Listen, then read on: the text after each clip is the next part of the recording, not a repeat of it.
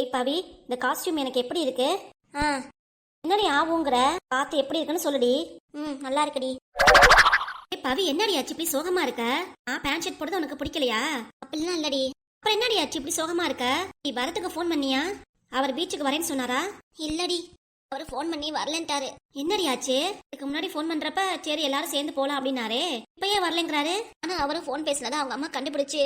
அச்சச்சோ, என்னடி சொல்ற? உண்மையாவா? ஆமாடி, பரத்தும் என்னை பத்தி ஓப்பனா எல்லாத்தையும் சொல்லிட்டாரு. பரத் அம்மா என்னடி சொன்னாங்க? உங்க காதலுக்கு ஓகே சொல்லிட்டாங்களா? அதுதான் இல்ல, அம்மா என்னையே வேணான்ட்டாங்க அப்படின்னு தான் சொன்னாரு. அச்சச்சோ, என்னடி சொல்ற? ஆஹா, என்னடி இப்படி ஆயிடுச்சு?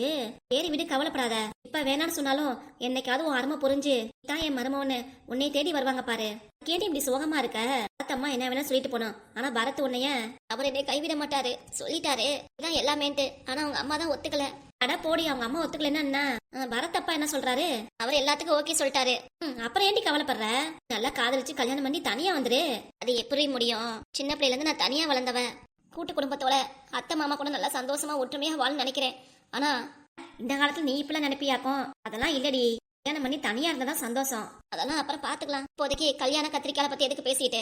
சரி விடு, வருத்தப்படாத. நான் வரலடி பீச்சுக்கு, நீ மட்டும் வேணா போயிட்டு வா. வரத்து வரலன்னா நீ வா, போயிட்டு வரலாம். இல்லடி, நான் வரல. நல்லா பார்த்து பத்திரமா போயிட்டு வா. வரலையா? சரிடி, நான் கிளம்பட்டுமா? போயிட்டு வாடி. சரி, எதுக்கு ஃபீல் பண்ணாத, விடு, பாத்துக்கலாம். ஆன்டிட்ட நம்ம 2 பேரும் தனியா பேசலாமா? வேணாம், நேர்ல பார்த்தா என் மேல ரொம்ப கோவப்படுவாங்க அவங்க. அது பிரச்சனை ஆயிரும். என்ன பாவி, நீ அப்படிலாம் பேசுறது? போல்டா இருப்ப, பேசுவ. ஆனா இந்த பிரச்சனையை கூட இப்ப பயந்துட்டு இருக்க. எதுக்கும் பயப்படாத, உனக்காக நான் இருக்கேன். யாருக்கிட்ட எங்க பேசணும்னு மட்டும் வந்து சொல்லு, உனக்காக நான் வந்து பேசுறேன்டி. சரியா? படகு இப்படி சோகமா இருக்காத, சந்தோஷமா ஹாப்பியா இருடி. பரத் என்னைக்கும் உனக்கு தான், சரியா? அதனால இப்பெல்லாம் சோகமா வச்சுக்காத. எனக்கே பார்க்க கஷ்டமா இருக்கு. அதுக்கு என்னடி பண்றது? அப்பவே நினைச்சேன், என்னடா இந்த லவ் மேட்டர் சண்டை இல்லாம நல்லபடியா போதேன்னு நினைச்சேன். ஆனா இப்பதான் பரத் வீட்டுல பெரிய பூகம்பமே வெடிச்சிருக்கு. அட விடுடி, பூகம்பமாவது எரிமலையாவது எதுவா இருந்தாலும் ஒரு கை பாத்திரலாம். உன் ஃப்ரெண்டா நானா இருக்கிற வரைக்கும் என்னைக்கும் உன்னை கலக்கமடைய செய்ய மாட்டேன், சரியா? சரி நித்யா, எதுவா இருந்தாலும் பாத்துக்கலாம்டி. சரி, நான் கிளம்புறேன். முட்டைக்கண்ணை முன்னால இருந்து ஃபோன் பண்ணிட்டே இருந்தான், அடி பீச்சுக்கு வரலையான்ட்டு. சொல்றதுக்காக தான் நானே போறேன், இல்லைன்னா நானே போயிருக்க மாட்டேன். நீயே இப்படி வருத்தத்துல இருக்க, நான் மட்டும் அங்க போய் எப்படி சந்தோஷமா இருக்கிறது? அதை பத்திலாம் எதுவும் நினைக்காத. உன் பார்ட்னர் கூட நீ சந்தோஷமா லைஃப் நல்லபடியா என்ஜாய் பண்ணு. அதுக்காக நீ வருத்தப்பட்டு இருக்காத. சரி பவி, நான் கிளம்பட்டுமா? போயிட்டு வாடி. என்னடி இன்னமும் சோகமா இருந்துட்டு? நான் இருக்கேங்கிறேன்ல, அப்புறம் என்ன உனக்கு? சரிடி, பாத்துக்கலாம். போயிட்டு டக்குன்னு வந்துடுறேன். ரொம்ப நேரம் உன்னை தனியா உட்காந்துட்டு ஃபீல் பண்ண விட மாட்டேன். ஆள்கிட்ட எல்லாத்தையும் சொல்லிட்டு உடனே பார்த்து சீக்கிரம் வந்துடுறேன். சரி நித்யா. சரி, வரட்டுமா? பார்த்து போயிட்டு வா. பேசினப்பயே பரத் ரொம்ப சோகமா பேசினாரு. திரும்பவும் நம்ம அவருக்கு ஃபோன் பண்ணி டிஸ்டர்ப் பண்ண வேண்டாம். அவரா எப்ப ஃபோன் பண்றாரோ அப்பவே பேசிக்கலாம். ஆகும், எனக்காக அவர் அவங்க வீட்டுல திட்டு வாங்கிட்டு இருக்காரு. எல்லாம் என்னாலதான். அவ ஆத்தாவை பாக்குறேன்னு போயிட்டு வந்தவ இங்க வீட்டுக்கு வந்தது என்னை பார்க்காமே போறா உள்ளார. இதான் கூப்பிட்டு என்னன்னு கேப்போம். நில்லுடி, எனக்கு உள்ளார வேலை இருக்கு. ஒன்னா பிறந்தா அடுப்படையில எல்லாருக்கும் வேலை இருக்கதான் செய்யும். செத்த நில்லு, உங்ககிட்ட 2 வார்த்தை பேசணும். உங்ககிட்ட என்ன பேச போறீங்க? திருமுகத்தை தான் காமிங்க. முதுக பாத்துட்டு நானும் பேச முடியுமா? எனக்கே வயசாயிருச்சு, நிக்க முடியல, உட்கார முடியல. கொஞ்சம் முகத்தை தான் இப்படி திருப்புவேன். என்ன உங்களுக்கு என்ன வேணும்? வீட்டுக்கு வந்ததை இப்படி கேள்வி கேக்குறீங்க? என்ன ஆச்சு ஏதாச்சுன்னு? அப்புறம் கேள்வி கேட்காம உங்க அம்மா பார்க்க போறேன்னு சம்மந்தி அம்மாக்கு என்ன ஆச்சா ஏதாச்சுன்னு அப்படியே மனசு பதறதுல எனக்கு. நீ எப்ப வருவிய உங்ககிட்ட கேட்கணும்னு நினைச்சிட்டு நான் செவனேன்னு உட்காந்துருக்கேன். ஆமா, எங்க அம்மா மேல உங்களுக்கு ரொம்ப அக்கறை. ராத்திரி என்கிட்ட கேள்வி கேட்க வந்துட்டீங்க. இந்த எகத்தால பேச்சுக்கு மட்டும் குறைச்சல் இல்ல உனக்கு. என்கிட்ட தான் சொல்லிட்டு போல, சரிங்களா? ஒன்று புருஷங்கிட்டயாவது சொல்லிட்டு போகணுமா இல்லையா? அத்தாக்கு இப்படி ஆயிடுச்சு, போய் பார்த்துட்டு வரேன்ட்டு என்ன மனசுல வச்சு எதையும் சொல்லாம இருக்க? நீ அப்படியே எல்லாத்தையும் மூடி மாய்க்கலாம் நினைக்கிறியா? யாருக்கு தெரியக்கூடாதுன்ட்டு. இங்க பாருங்க அத்தை, உங்கள மாதிரி நான் கிடையாது.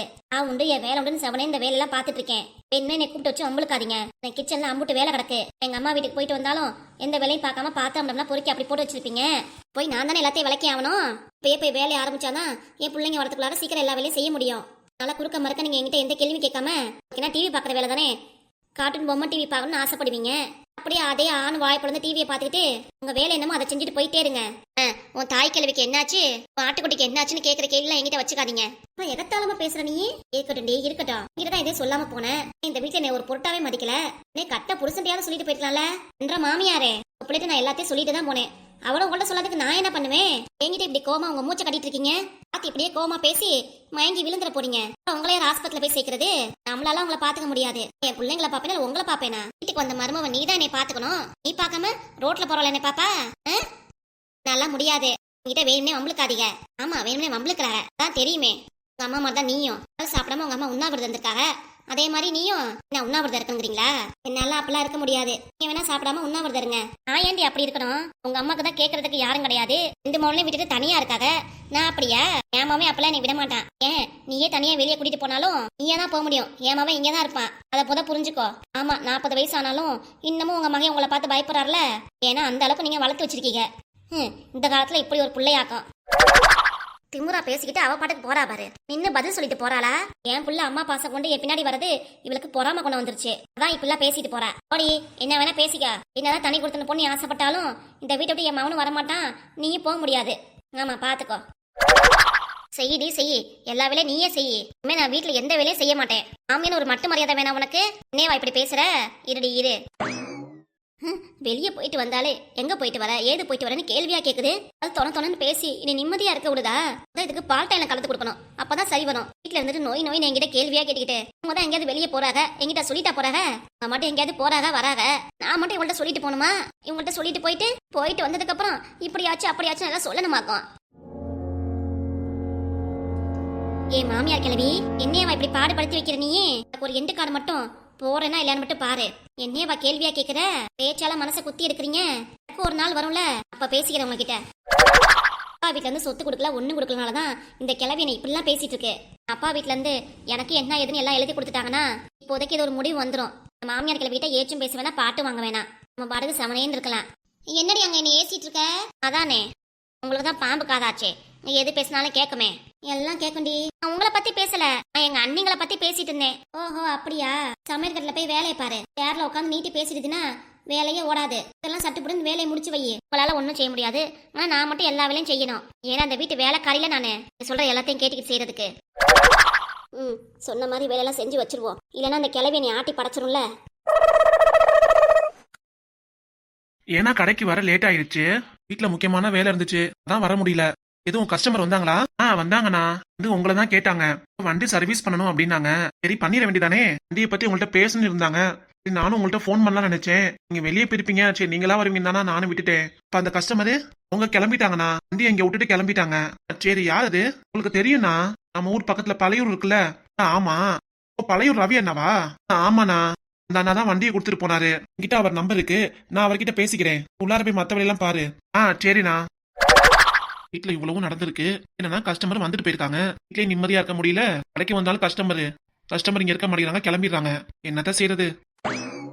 சரி பரத் ஏதோ நல்ல முடிவு எடுப்பான்னு பார்த்தா அவங்க அம்மா சுகமா இருக்கேன்ட்டு வெளியே போகாம வீட்லயே இருக்கான். பவித்ரா வெளியே பொண்ணு கூப்பிட்டுச்சு, அப்பயாவது போவான்னு பார்த்தா வீட்லயே முடங்கி கிடக்குறான். நான் எப்படி இருக்கேன்? என்னமோ ஏதோ நடக்குது.